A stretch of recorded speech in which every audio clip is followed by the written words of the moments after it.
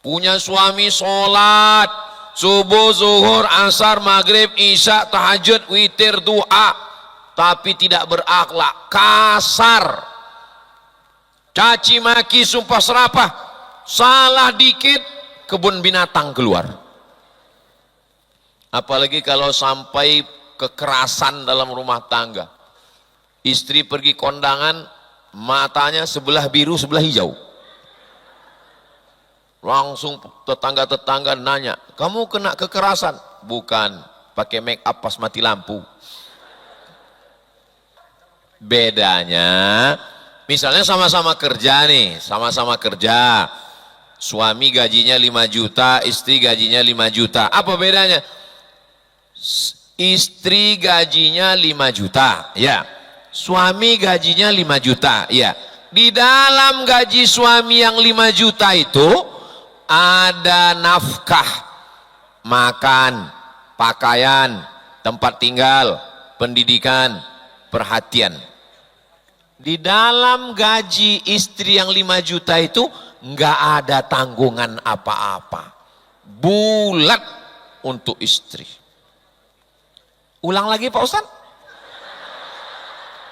Sedangkan laki-laki dia lebih banyak berpikir, merenung, diam, mati.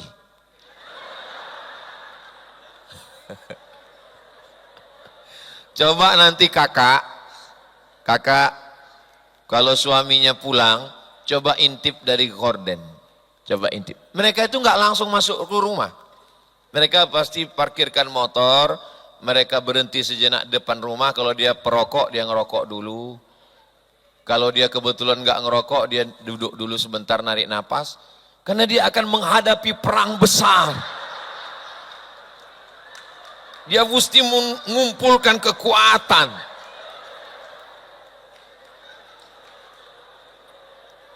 Itu.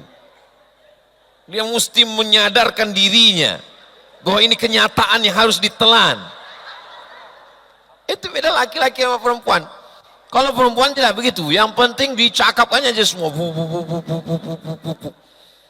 Nah, kita tidak bisa memaksa, laki-laki nggak bisa memaksa perempuan, kau harus diam. Itu kalau diam ditahannya menjadi jantung koroner. Membangun keluarga yang dirindukan surga. Jadi dari judul ini bisa kita ambil kesimpulan bahwa masuk surga itu sendirian atau rame. Coba lihat dulu ya. Membangun keluarga. Makanya kalau ada orang mau berdoa, ya Allah masukkanlah aku masuk surga sendirian, yang lain jangan. Enggak ada lo, enggak rame besti. Jadi perlu dipahami bahwa masuk surga itu rame-rame. Nabi SAW jalan, lalu datang seorang yang berkulit hitam memeluk Nabi. Kata Nabi, kenapa kamu peluk saya? Saya nanti di akhirat enggak yakin ketemu dengan engkau ya Rasulullah. Saya hitam, miskin, susah, melarat, hamba sahaya, enggak punya apa-apa. Kata Nabi, almar'u ma'aman ahab, orang akan bersama dengan siapa yang dia cintai. Itu dasar yang pertama. Dasar yang pertama masuk surga dengan keluarga itu, dasar pertamanya adalah cinta. Buka Quran. A'udzubillahi minasyaitonirrajim. Ayat yang pertama, Bismillahirrahmanirrahim. Ayat yang pertama dalam Al-Quran, Al-Fatihah 7 ayat yang diulang subuh, zuhur, asar, maghrib, isya. Ayat yang pertamanya adalah cinta. Enggak ada cinta di situ Pak Ustadz. Dengan nama Allah yang Maha Kasih dan Sayang. Cinta, kasih, sayang itu maknanya sama, cuman ada yang lebih dalam. Cinta selalu dianalogikan untuk sesuatu yang cantik, Kalau kita lihat ada orang jalan, pasangan yang sudah umur 50, 60, itu selalunya kasih sayang. Orang selalu membayangkan cinta itu lebih putih, lebih mancung, lebih tinggi, lebih ganteng, lebih. Tapi kalau sudah lanjut usia, sudah lama menikah, dia tinggal kasih dan sayang. Makanya Allah itu tidak melihat kelebihan kita. Allah tidak pernah melihat kita lebih putih, lebih cantik, lebih mancung. Allah melihat dengan pandangan kasih dan sayang. Innallaha la yanzuru ila ajsamikum, Allah tidak melihat fisik badan kamu. Wala ila suwarikum, Allah tidak melihat rupa wajah kamu. Walakin yanzuru ila qulubikum, yang dilihat Allah adalah hati kamu. Jadi kalau melihat fisik, cinta. Kenapa kamu cinta sama dia? Dia lebih ganteng, dia lebih mancung, dia lebih putih. Tapi kalau kasih, dia lebih pada ke dalam. Makanya bunyi ayatnya, Bismillahirrahmanirrahim. Allah sama kita cinta. Nabi Muhammad SAW cinta. Makanya bunyi ayatnya, laqad ja'akum rasulun min anfusikum azizun 'alaihi ma 'anittum harisun 'alaikum bil mu'minina raufun rahim. Nabi Muhammad itu cinta. Allah dengan kita cinta. Nabi Muhammad dengan kita cinta. Ya Rasulullah, berdoalah engkau. Kalau engkau berdoa mereka akan mati semua. Kalau engkau berdoa mereka akan tenggelam semua di telan bumi. Kata Nabi, lam ub'ats la'anan. Aku diutus bukan jadi tukang laknat. Wa ma arsalnaka illa rahmatan lil alamin. Nabi diutus dengan cinta. Allah ke kita cinta. Nabi ke kita cinta. Masuk surga karena cinta. Tapi jangan gara-gara ini lalu enggak sholat. Kok enggak sholat? Cinta. Kita ada di alam ini karena cinta Allah. Alam ini ada karena cinta Nabi Muhammad SAW. Ayah kita ketemu dengan ibu kita karena cinta. Karena mereka cinta lah maka kita ada. Kalau mereka kelahi terus, mana jadi kita? Kalau kita ada karena cinta, lalu kenapa membenci? Berarti kebencian itu datang sesuatu yang setelah cinta. Makanya membangun keluarga yang dirindukan surga. Saya jadi nggak fokus ke judul ini karena gambar saya besar sekali. Saya khawatirnya ada yang moto lalu dia posting temukan 6 perbedaan. Syaratnya cinta. Dua manusia yang berbeda jenis kelamin, berbeda perawakan, berbeda karakter, berbeda suku, berbeda sikap, berbeda sifat.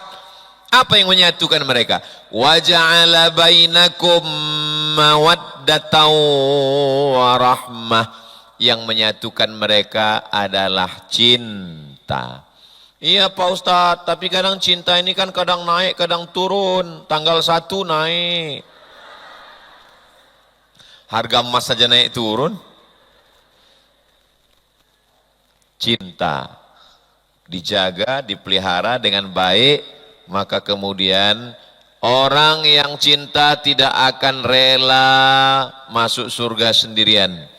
Maka ketika mereka masuk surga, yang pertama yang mereka cari adalah orang yang paling mereka cinta.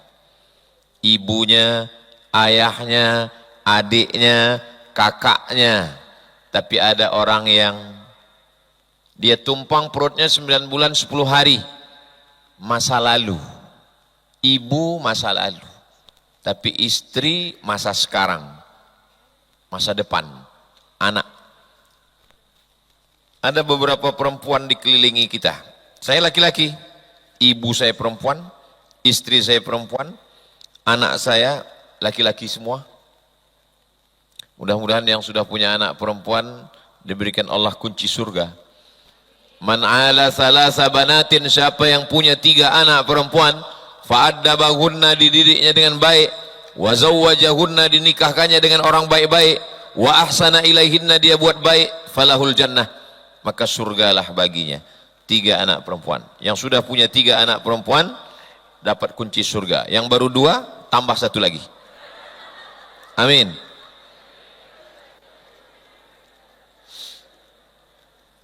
Laki-laki dengan perempuan bertemu karena cinta. Aku nikahkan engkau dengan anakku dengan mahar seperangkat alat sholat dan kitab suci Al-Quran tunai. Enggak masuk akal. Dikandung 9 bulan 10 hari, dilahirkan meregang nyawa, dibesarkan dengan tetes peluh keringat dan air mata, giliran nikah diberikan kepada orang lain hanya dengan 1 mukena, second lagi. Apa yang membuat bapak itu mau menyerahkan anaknya, dan apa yang membuat istrinya setuju? 1 kata, cinta. Kalau nggak cinta, dia ngapain dia serahkan anak? Nggak semua karena cinta Pak Ustadz. Bapak itu menyerahkan anaknya kenapa? Karena kecelakaan. Mudah-mudahan anak-anak kita dijaga Allah Subhanahu wa Ta'ala. Jaga cinta ini dengan baik, maka akan melahirkan anak-anak yang penuh dengan cinta dan kasih sayang. Membesarkan anak itu pun juga dengan cinta dan kasih sayang. Bagaimana perempuan yang dicintai itu? Perempuan yang dicintai itu, idza ra'aitaha sarratka, kalau kau lihat dia hatimu senang. Itu salah satu perempuan yang dicintai. Kalau kau lihat dia hatimu senang. Alhamdulillah Pak Ustadz, setiap melihat dia hati saya tenang. Siapa? Istri kawan saya. Nauzubillah. Iza ra'aitaha sarratka, kalau kau lihat dia hatimu senang. Perempuan pakai baju bagus, pakai perhiasan bagus untuk suaminya. Untuk suaminya atau untuk suami orang? Suaminya. Tapi kalau di Makassar untuk suaminya. Tapi kalau di tempat lain kebanyakan orang bersolek pakai baju bagus, pakai bedak bagus untuk suami orang. Kalau untuk suaminya dipakainya daster koyaknya 13. Kalau ditanya kok pakai baju itu, AC-nya banyak. Kalau di depan suami orang, cuan, tiknya 3 bulan lagi. Lagi cantik. Tapi kalau di depan suaminya, 3 pilihan. Nyi blorong, sundil bolong, mak lampir. Enggak ada pilihan keempat Pak Ustadz. Suster ngesot. Idza ra'aitaha sarratka, kalau kau lihat hatimu senang. Terus idza amartaha ata'atska, kalau kau perintah dia patuh dan taat. Kami, kakak, ibu, adik, kami laki-laki ini ingin superior. Laki-laki ini ingin dipatuhi. Maka kalau ada istri, sayang, pakai jilbab panjang ya. Sami'na wa ata'na, itu kami sudah menjadi raja. Tapi kalau ada, kamu jilbabnya kok enggak panjang? Alah, baru dengar ngaji online. Rasa-rasa hilang harga diri kami. Betul tidak begitu laki-laki?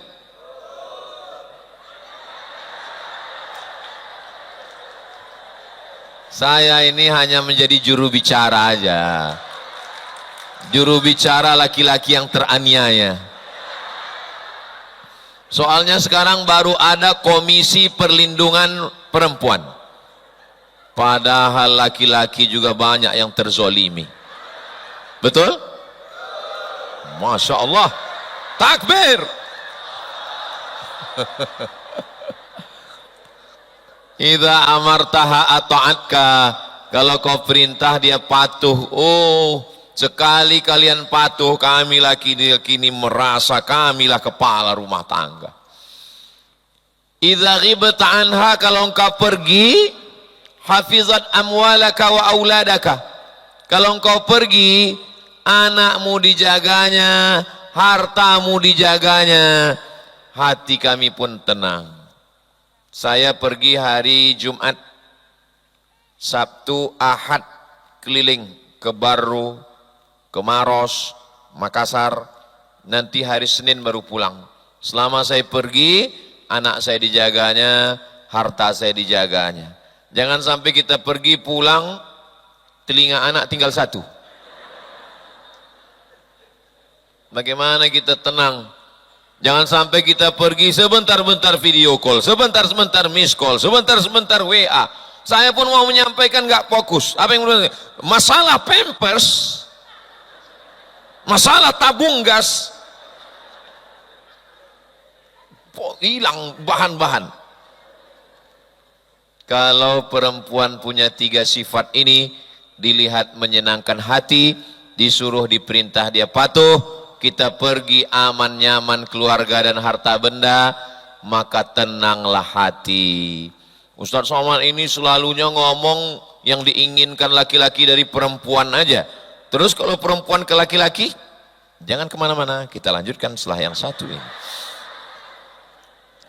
Kalau perempuan ke laki-laki nggak banyak, dia cuman 2 saja. Apa dia?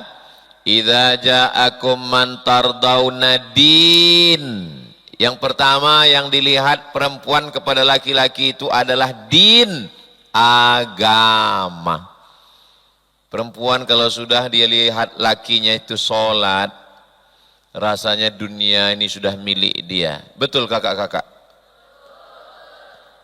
Baru 50%. Yang pertama dilihatnya adalah din. Karena syarat untuk masuk surga ini adalah la ilaha illallah. Tapi dia baik, tapi dia orangnya sopan, tapi dia orangnya santun, tapi orangnya lembut. Sama dengan universitas. Syarat mau dapat titel S1, S2, S3, S-Teler, S-Cendol, S-Doger, S-Bandung. Syarat kalau mau ikut wisuda, mesti terdaftar dulu, register dulu. Iya, ini orangnya pintar, orang ini cerdas, IP-nya 4, hafalannya kuat. Dia terdaftar enggak? Enggak terdaftar. Ya enggak bisa ikut wisuda. Syaratnya mesti register, terdaftar. Begitu juga dengan Islam. Kalau mau masuk surga ikut wisuda, syaratnya mesti terdaftar. Terus kalau syaratnya daftar itu gimana syaratnya? Sebutkan password la ilaha illallah Muhammadur.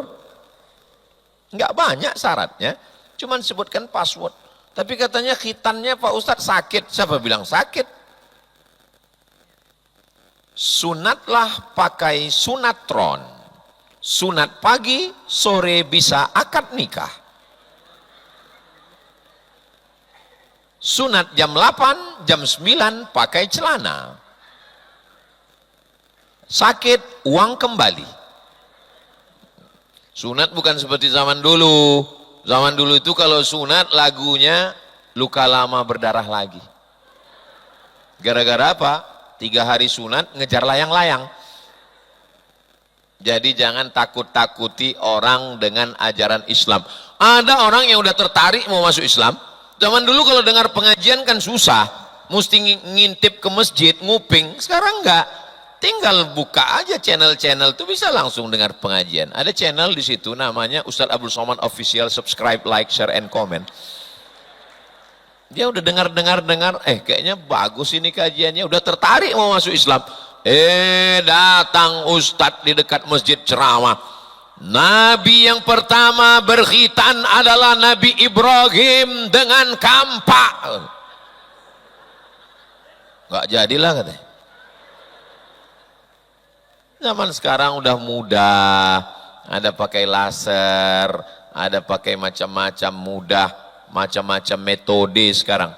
Anak saya khitan masih kecil. Sami khitan umur 8 hari. Sadim khitan umur 8 hari.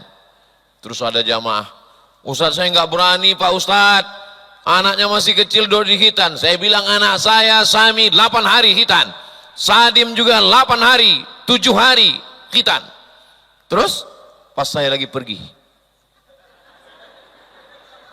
dua-duanya hitan, saya lagi nggak di rumah. Memang saya sehari jadwal saya lagi nggak ada.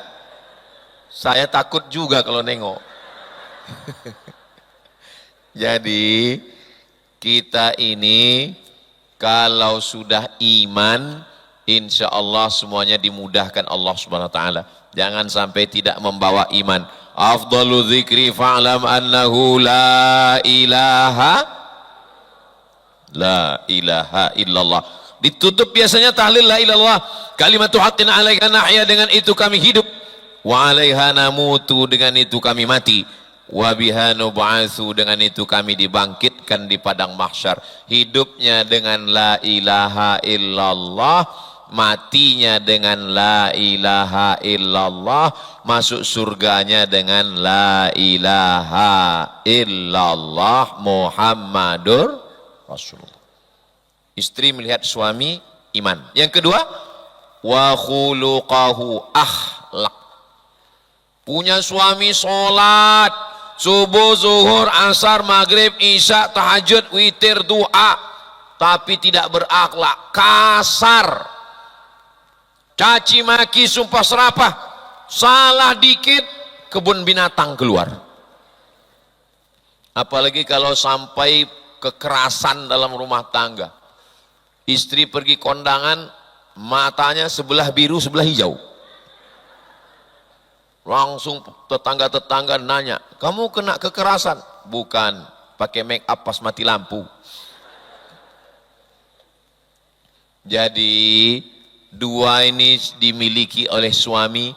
Yang pertama iman, yang kedua akhlak, sopan santun, tata krama, budi bahasa. Dulu Pak Ustadz pertama-pertama nikah, suami saya ini memang kasar Pak Ustadz, ngomongnya suaranya tinggi terus, bawaannya mau ngamuk aja, bahkan kasar. Tapi sekarang Pak Ustadz, sekarang alhamdulillah sudah baik. Karena ngaji? Enggak, terus stroke Pak Ustadz. Mudah-mudahan yang sakit-sakit disehatkan Allah, amin, amin.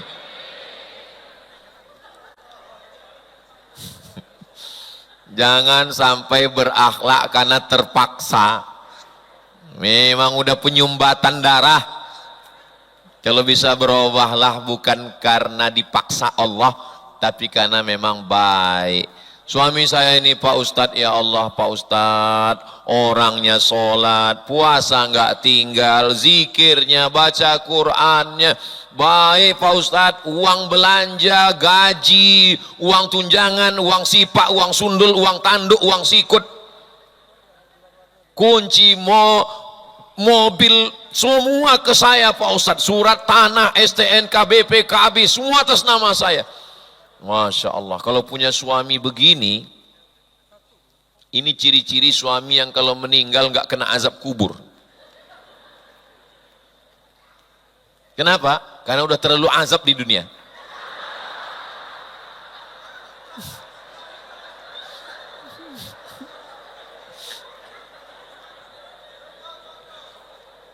Jadi dalam Islam itu bukan berarti kalau kita sudah menikah lalu harta kita untuk suami, atau sebaliknya kalau sudah menikah semua harta untuk istri, enggak gitu juga. Ya ada harta suami, ada harta istri, makanya ada harta warisan. Terus bedanya Pak Ustadz? Bedanya misalnya sama-sama kerja nih, sama-sama kerja, suami gajinya 5 juta, istri gajinya 5 juta, apa bedanya? Istri gajinya 5 juta, ya. Suami gajinya 5 juta, ya. Di dalam gaji suami yang 5 juta itu ada nafkah, makan, pakaian, tempat tinggal, pendidikan, perhatian. Di dalam gaji istri yang 5 juta itu nggak ada tanggungan apa-apa, bulat untuk istri. Ulang lagi Pak Ustadz. Misalnya sama-sama kerja, ini misal ya, sama kerja ya. Suaminya gajinya 5 juta, istri 5 juta. Di dalam 5 juta gaji suami itu ada tanggungan nafkah, makan, pakaian, tempat tinggal, pendidikan, perhatian. Di dalam gaji istri yang 5 juta itu bulat untuk istri. Tapi tuh.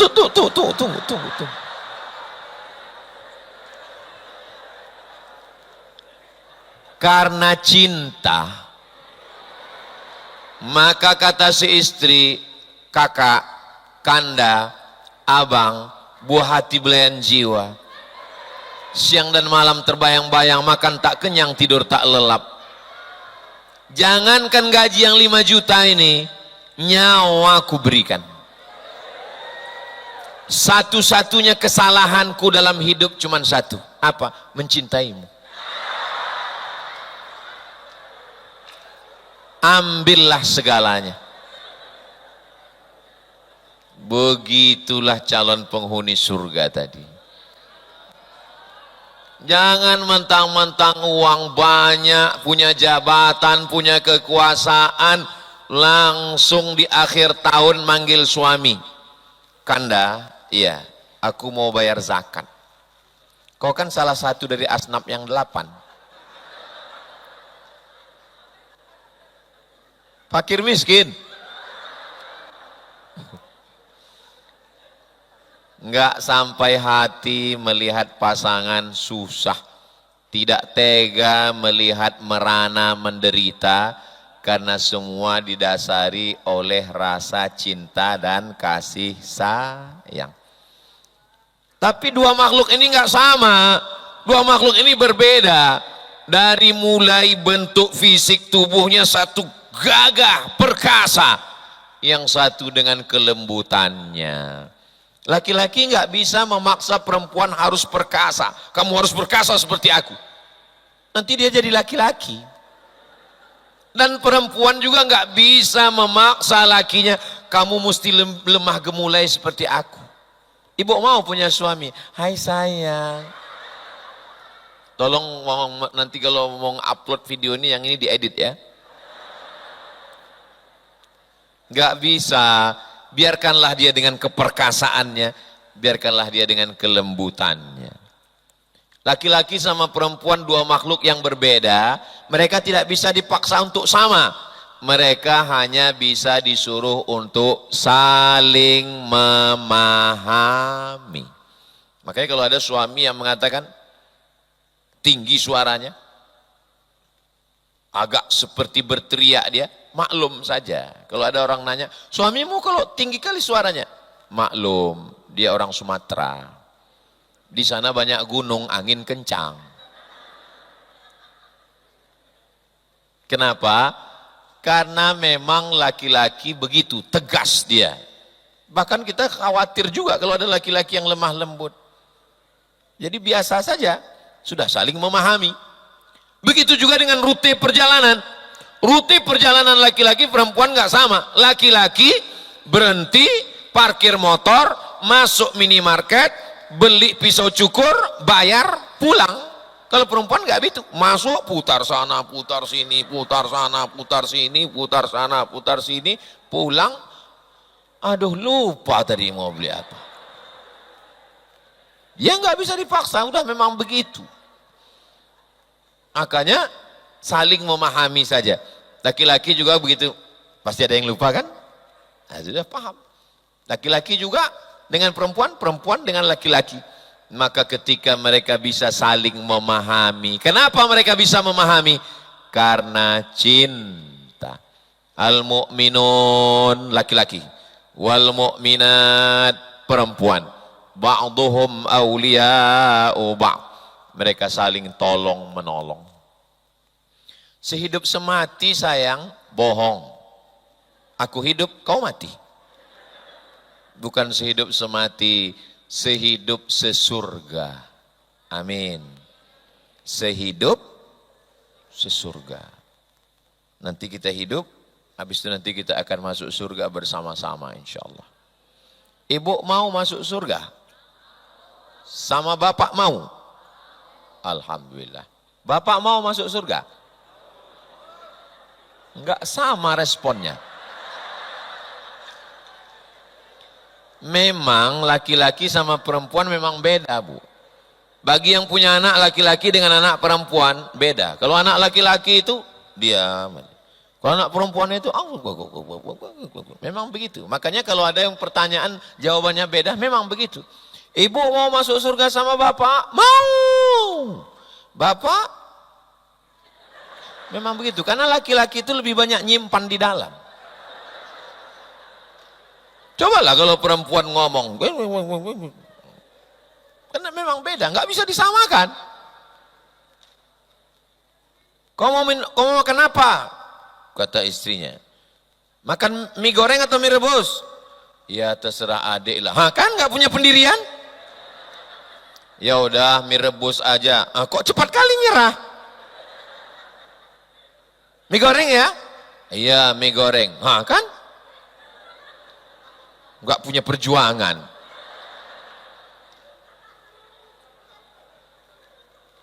Perempuan itu dia lebih pada kata-kata yang keluar.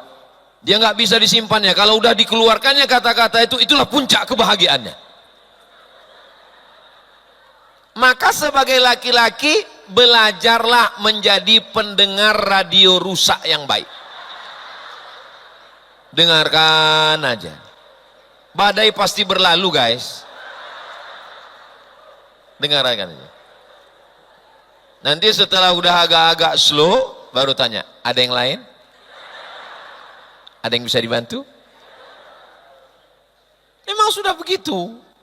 Makanya kalau ada yang kaget, memangnya kamu hidup baru sekarang. Sedangkan laki-laki, dia lebih banyak berpikir, merenung, diam, mati.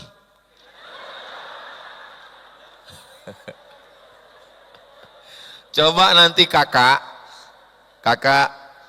kalau suaminya pulang, coba intip dari gorden, coba intip. Mereka itu nggak langsung masuk ke rumah, mereka pasti parkirkan motor, mereka berhenti sejenak depan rumah. Kalau dia perokok, dia ngerokok dulu.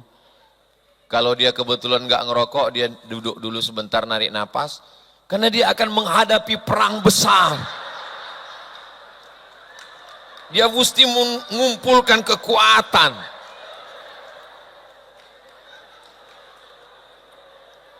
Itu. Dia mesti menyadarkan dirinya bahwa ini kenyataan yang harus ditelan. Itu beda laki-laki sama perempuan. Kalau perempuan tidak begitu. Yang penting dicakapkan aja semua. Nah, kita tidak bisa memaksa, laki-laki nggak bisa memaksa perempuan, kau harus diam. Itu kalau diam ditahannya menjadi jantung koroner, diabetes meletus, asam urat, asam lambung. Biarkan aja lepas, betul Bu? Betul kata mereka. Yang penting pahami saja dengan baik. Perempuan sama laki-laki nggak sama. Perempuan itu yang didengarnya adalah apa kata yang paling lembut, yang paling baik. Maka berusahalah untuk memilihkan kata yang lembut, yang baik, yang berkesan di hatinya. Kalau kita ngomong 10 kata, ada perintah, ada larangan, dia nggak ingat apa substansinya. Yang diingatnya apa kata yang paling lembut. Makanya Nabi SAW itu orang yang paling hebat, dipilihnya kata yang paling lembut. Apa kata dia? Ya Humairah, wahai engkau orang yang kulitnya putih kemerah-merahan.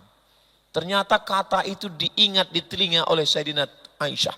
Sayyidatuna Aisyah mengingat kata itu. Wahai engkau yang orang kulitnya putih kemerah-merahan. Jadi saya boleh pakai kalimat itu Pak Ustadz? Boleh. Besok, coba besok. Atau pulang dari sini. Pulang dari sini nanti, ya Humaira, mana teh manis kita? Tapi aku nggak putih katanya. Ya nggak apa-apa, idkhalus surur, menyenangkan hati orang. Kadang laki-laki ini terlalu jujur. Ya Hajar Aswad.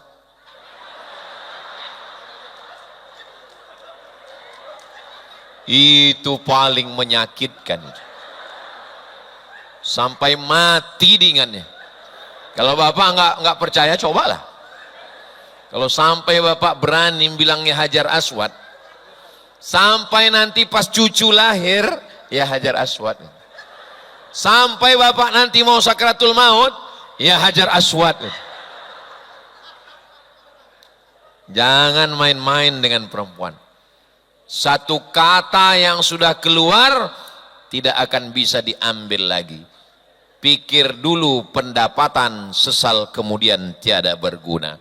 Kalau sudah kata-kata menyakitkan itu keluar, maka dia sudah, tapi insya Allah masih bisa di tip X, masih bisa dihapus dengan surprise.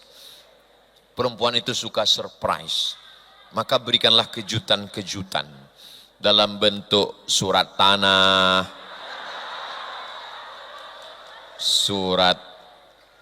satu surat yang tidak bisa, surat nikah. Saudaraku yang dimuliakan Allah Subhanahu wa taala, akhirnya setelah saling memahami, saling mengerti karena cinta dan kasih sayang, seorang perempuan melahirkan anak, meregang nyawa, kulitnya sobek. Sakit atau enggak sakit? Enggak usah saya ceritakan. Nanti kalau saya ceritakan langsung komen, alah kayak pernah aja. Tapi begitu anak sudah lahir, bidan langsung menyerahkan ke ibu, diletakkan di atas dadanya, si ibu tersenyum. Pertanyaannya, hilangkah sakitnya? Enggak. Sakitnya masih tetap ada. Orang belum sembuh kok. Lalu kenapa dia tersenyum? Ternyata cintanya mengalahkan rasa sakit. Masih sakit, masih sobek, masih berdarah. Ternyata cintanya kepada anaknya merasa sakit. Begitulah mereka cinta kepada kalian laki-laki. Apapun perbuatan kalian, mereka bisa maafkan. Betul kan Kak? Saya hanya mengusahakan aja. Masalah hasilnya nantilah di rumah kan. Saya berusaha untuk jadi juru runding ini sekarang. Sedangkan telur ayam disangka lagi retak. Telur ayam disangka bersentuhan lagi retak. Retak pecah. Apalagi hati manusia. Kaca retak bisa direkat. Galah patah bisa disambung. Hati yang sakit kemana obat akan dicari? Asik. Lalu apa yang membuat hati itu bisa merekat kembali? Jawabannya adalah cinta. Mudah-mudahan selesai acara ini cinta kita makin bertambah insya Allah. Kadang laki-laki ini orangnya pemalu, sungkan untuk mengungkapkan apa isi hatinya. Ngapain mesti malu? Ngapain mesti sungkan? Omongkan aja, obrolkan aja. Kalau Ustadz gimana? Saya memang orangnya nggak ngomong. Saya kalau ceramah di depan orang banyak lancar saya, tapi kalau ngomong ke istri saya memang berat. Makanya saya lebih banyak kirim WA aja. Saya kalau mau pulang ditanyanya, mau makan apa nanti di rumah? Saya jawab, masakkan sayur bening sebening hatiku padamu. Buatkan sambal terasi yang agak pedas agar lebih berasa hubungan kita. Habis itu saya posting di Instagram. Langsung dikomen sama netizen. Gitu Papa Andi. Langsung perempuan-perempuan mengkomen, kenapa kamu nggak pernah seperti yang dilakukan Ustadz katanya. Lalu saya katakan, aku pun baru sekali ini juga buat. Memang laki-laki nggak bisa dia bersandiwara, kecuali playboy cap tupai. Laki-laki ini memang jarang mengungkapkan isi hatinya. 90% laki-laki di Indonesia tidak mengucapkan I love you kepada istrinya. Karena memang lebih banyak mereka ucapkan itu kepada istri orang lain.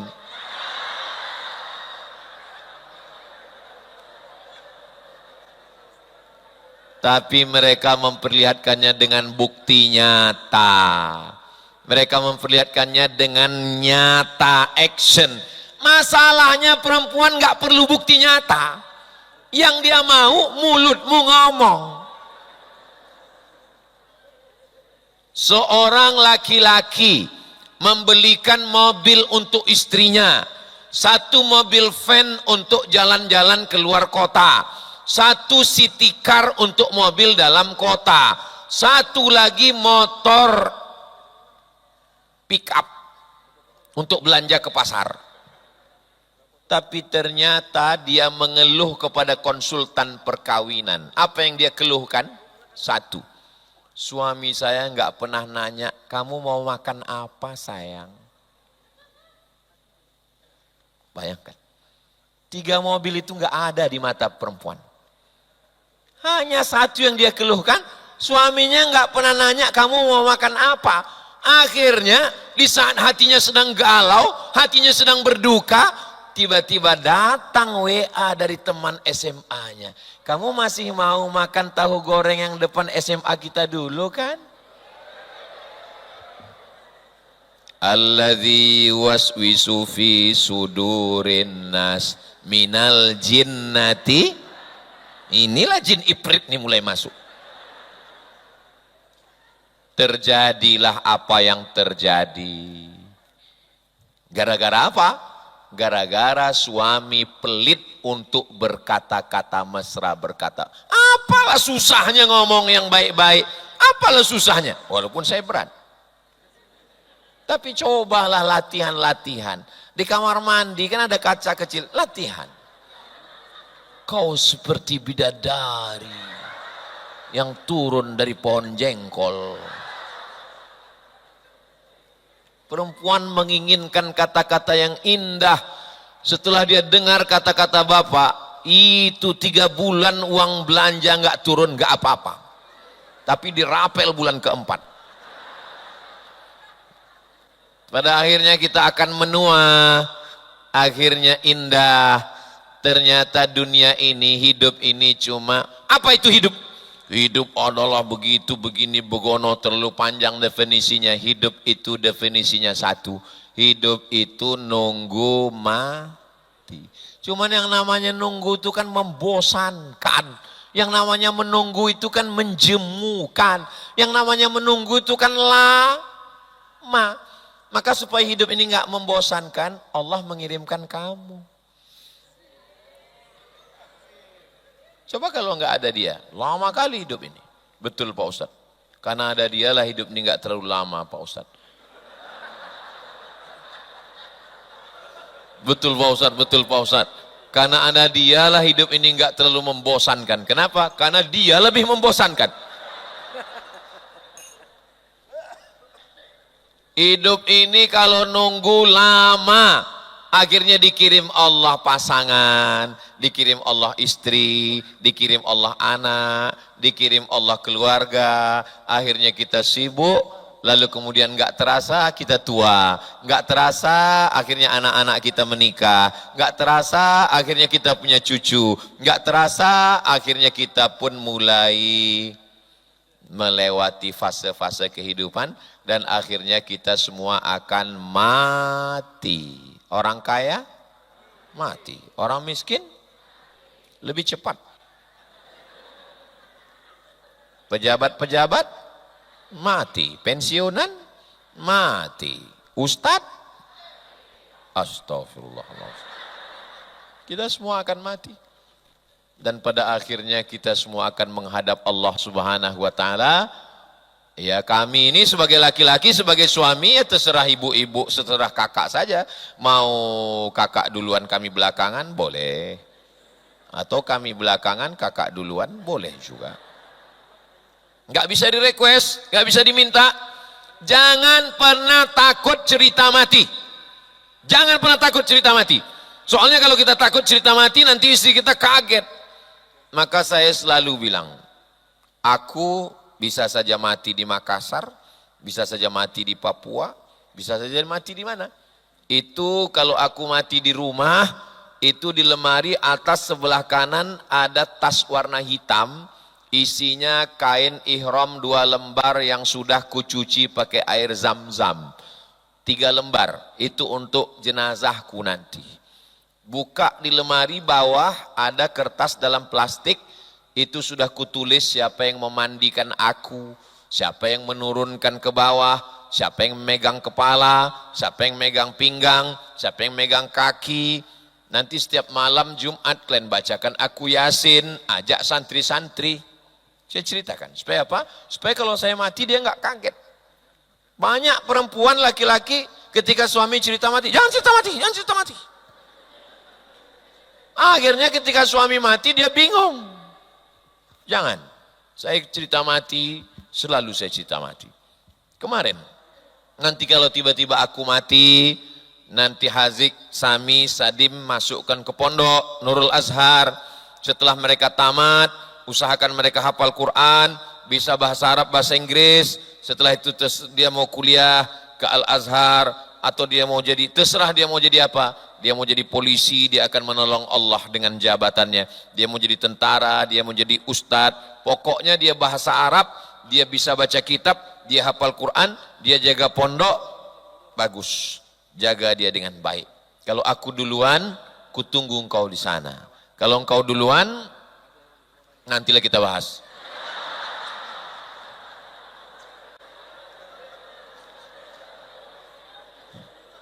Jangan pernah takut cerita mati. Pada akhirnya nanti, apa kata Allah Subhanahu wa taala ketika dibangkitkan? Idzas sama'um fatarat, langit terbelah. Wa idzal kawakibun tasarat, planet bertabrakan. Merkurius, Neptunus, Mars, Pluto, matahari, bulan hancur berkeping. Wa idzal qubur bu'athirat, yang dikubur dibangkitkan. Bangkit kita di padang mahsyar. Pak Ustadz, ya, katanya kita mesti belajar bahasa Padang ya. Kenapa? Kita kan mati nanti di padang mahsyar. Akhirnya kita kumpul di padang mahsyar. Ketika itu apakah kita bertemu? Allah mencari. Apa kata Allah? Ainal mutahabbuna bijalali. Mana orang yang berkasih sayang karena aku? Di situ kita sudah mulai bertemu. Kenapa? Karena kita berkasih sayang karena Allah. Dulu kamu waktu sekolah katanya banyak pacar kamu. Iya Pak Ustadz. Terus kenapa menikah karena dia? Karena nikah dia karena cinta karena Allah. Bukan Pak Ustadz. Karena dia yang cincinnya 5. Terus ya berarti ada masa depan yang perlu diharapkan. Bapaknya punya kebun sawit sejauh mata memandang Pak Ustadz. Dan dia anak tunggal, bapaknya sudah di ruang ICU. Kamu kenapa menikah dengan dia? Saya dengar-dengar kabar dia keturunan orang kaya-kaya Pak Ustadz. Kabarnya tambang bapaknya enggak habis 7 turunan. Terus memang kaya. Rupanya dia anak turunan yang ke-8 Pak Ustadz. Menikah karena harta kecewa. Menikah karena suku bangsa hampa. Tapi menikah karena cinta kepada Allah, itulah yang tidak akan hilang. Sampai di padang mahsyar pun akan dipertemukan Allah. Dan sampai masuk ke dalam surga, mereka akan mencari mana orang-orang yang dulu aku kasihi, aku sayangi. Maka Allah akan mempertemukan kembali. Nabi berjanji, almar'u ma'aman ahab. Orang akan bersama dengan siapa yang dia sayangi dan dia cintai. Mudah-mudahan dengan bekal ini, saya tidak sedang menceramahi Bapak Ibu Kakak, tidak. Saya sedang menceramahi diri saya sendiri, mengingatkan saya, mudah-mudahan saya, kita semua bersama di dunia, bersama lagi nanti di padang mahsyar, bersama nanti di surga, bersama Rasulullah sallallahu alaihi wasallam.